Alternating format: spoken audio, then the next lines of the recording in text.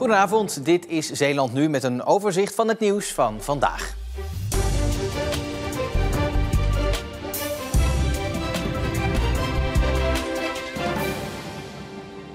Het grootste jacht ter wereld, de RAV Ocean, is vanmorgen aangekomen in Vlissingen bij Dame Ship Repair.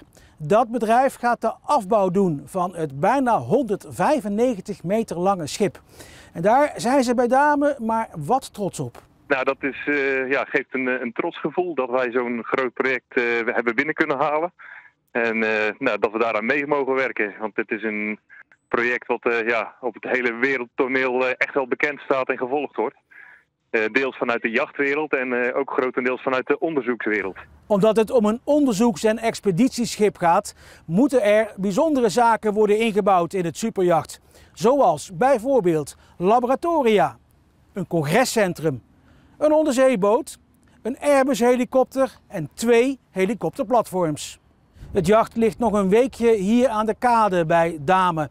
Het is de bedoeling dat hij over 18 maanden klaar is en dan echt voor het eerst op pad kan gaan. Al eeuwenlang zijn ze veelvuldig het onderwerp van kunst. Maar hoeveel vrouwelijke kunstenaars ken je eigenlijk? De afgelopen jaren is daar gelukkig al heel wat in veranderd. Toch kan wat extra aandacht voor vrouwelijke kunstenaars op Internationale Vrouwendag geen kwaad. Vinden ze ook hier in deze galerie in Goes. Ja, absoluut. Er zijn veel vrouwelijke kunstenaars, maar die komen over het algemeen blijkbaar minder aan bod.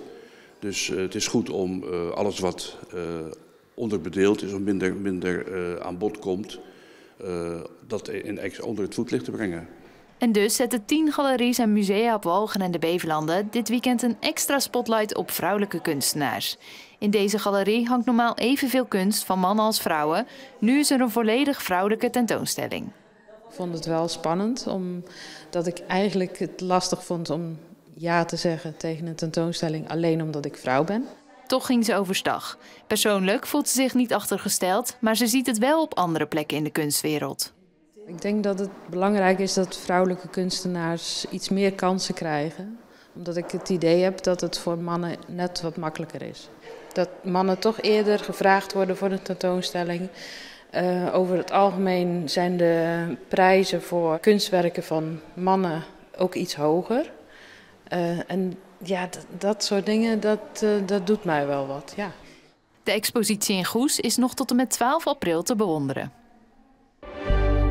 Zorginstelling SVRZ krijgt in Westkapelle hulp van lokale horecaondernemers.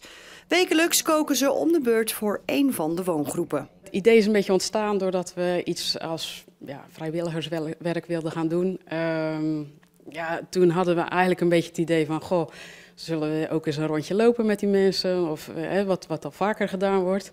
En toen dan hadden we het eigenlijk onder de koffie met personeel erover. Toen was het een beetje spontaan van, misschien is het leuk om voor die mensen iets te koken. Voor de horecaondernemers is het een kleine moeite. Het is uiteindelijk een beetje verlengde van de personeelsmaaltijd, zo zie ik het een beetje. Maar voor het verplegend personeel is het een groot gebaar. Normaal beginnen we rond 4 uur met koken en dan zijn we eigenlijk alleen maar in de keuken bezig. We hebben nu tijd voor andere dingen, zoals de krant samenlezen of persoonlijke aandacht zoals een manicure of een spelletje kunnen we ook nog doen. Meer tijd dus voor elkaar. En de maaltijden die iedere keer verschillend zijn, leveren tijdens het eten ook weer nieuwe gesprekstof op.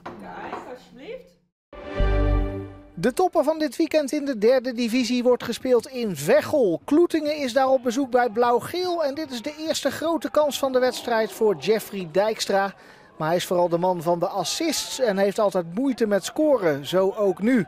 Maar Kloetingen is wel beter in de eerste helft. Blauw-Geel heeft eigenlijk nog niks laten zien tot dit moment. De bal komt bij Ben van de Nieuwenhof, die haalt uit. En Teun van Remortel heeft geen antwoord. En zo is het 1-0 voor de thuisploeg. En hij is dus gepasseerd, de jonge keeper van Kloetingen. Dit is vlak voor rust. Nog een kans voor Van de Nieuwenhof. En dan heeft Kloetingen veel geluk dat het hier geen 2-0 wordt. Dat was trouwens wel heel onterecht geweest. Tweede helft dan. Een corner van Tiebos. Komt voor de voeten van Dijkstra en die haalt geweldig uit.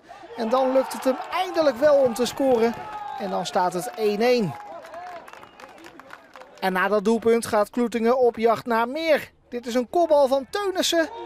En die is dicht bij de 2-1. In de thuiswedstrijd tegen Blauw-Geel scoorde hij nog in eigen doel.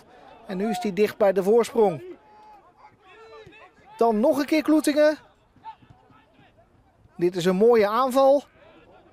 Met als eindstation Zenja Durlo, maar die schiet net naast. 1-1 is de eindstand. Kloetingen moet het doen met een punt. Vandaag was het een prachtige dag die echt aanvoelde als een vroege lente. De zon scheen volop en het bleef droog, met maximumtemperaturen rond de 17 à 18 graden. Er stond een matige oostenwind. Vanavond en vannacht blijft het helder. De temperatuur daalt al naar zo'n 5 à 6 graden. Gedurende de nacht blijft het droog en er staat weinig wind. We kunnen nog even blijven genieten van het mooie weer, want ook morgen wordt het een zonnige dag. De maximumtemperaturen liggen tussen de 15 en 18 graden en het blijft droog. De wind zal matig uit het noordoosten waaien met een windkracht 3. Vanaf volgende week dalen de temperaturen weer en zien we overdag maximumtemperaturen rond de 7 à 8 graden. In de loop van de week neemt de bewolking toe en zullen we de zon steeds minder gaan zien. In de avond en nacht daalt de temperatuur dan naar zo'n 4 graden. Tot zover Zeeland Nu voor vandaag. Straks ben ik bij u terug met Zeeland de Week. En weet u in een kwartiertje weer alles dat u deze week misschien gemist heeft. Tot zo.